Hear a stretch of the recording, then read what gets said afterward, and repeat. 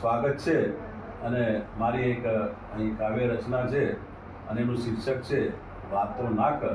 એ આપની સમક્ષ અહીં રજૂ કરું છું કે આંખોનો રંગ હવે રાતો ના કર, ગુસ્સો પણ મૂંટીને ઘાટો ના કર. ના ભર દિમાગે વાતે વાતે વાયુ, કે ના ભર દિમાગે વાતે વાતે વાયુ, આથો ધમકીનો પણ ખાટો ના કર. ને સહેજ નયન સુખ માણી લે, કે સહેજ નયન સુખ માણી લે મૌન રહી, કે સહેજ નયન સુખ માણી લે મૌન રહી, નિર્થક વાતોનો એ સન્નાટો ના કર.